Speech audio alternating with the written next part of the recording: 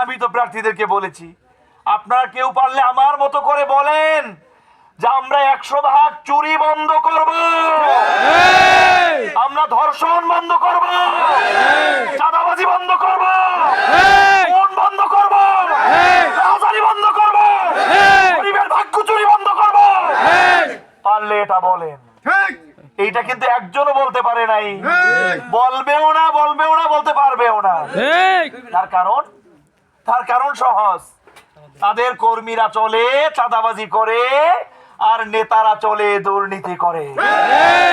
বলবে কেমনে?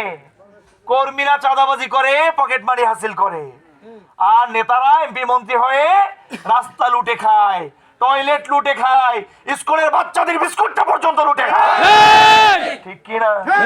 আমার গরিব জেলে ভাইদের চাউল এবং গমটা পর্যন্ত চুরি করে খায়। ঠিক কি না?